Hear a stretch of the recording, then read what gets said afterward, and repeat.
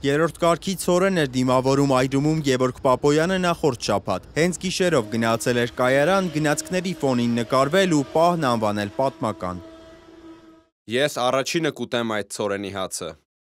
Այսպես էր մեկնաբանել նախարարը Facebook-ի իր էջում, որտեղ ամենօրյա կտրվածքով կիսվում էր եկող ցորենի մասին նյութերով։ Հավանաբար նկատի ուներ, որ ցորենն անվտանգ է։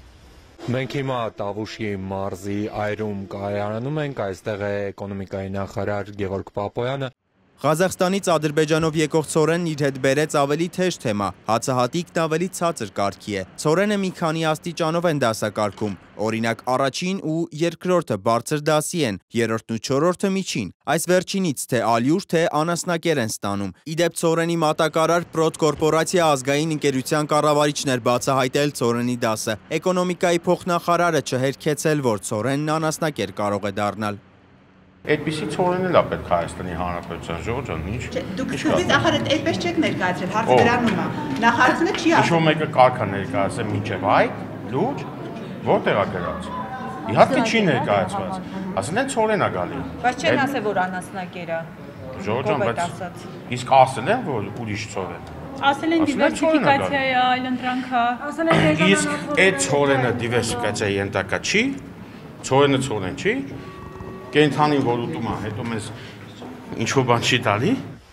Ըստ փոխնախարարի այս ցորենը նույնպես անհրաժեշտ էր մեզ։ Հարցնում է, իսկ ինչու պետք է գործընկեր պաշտոնյաները հստակեցնեին, որ սա չորրորդ դասի է։ Էությունը ճանապարհների ապաշրջափակումն է։ Համաձայն չէ ընդդիմադիր падգամավոր Գառնիկ Դանիելյանը։ Ինչու Ղազախ Իջևան երթուղով չի եկել։ Ավելի կարճ էր, ասում է, հավելյալ ծախսել չէր ավելանա ինքնարժեքին։ Ապաշրջափակումը կլներ հետևյալը, երբ որ կապ չունի ցորեն կամ այլ բեռներ, գար օրինակ Իջևան կայարան։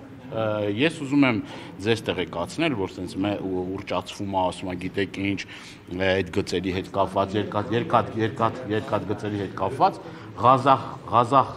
կայարանի սահմանից մինչև Իջևան կայարան 10 կիլոմետր է։ Ընդամենը 10 կիլոմետր հատվածի հետ կապված է, որի ռեյսերը կան,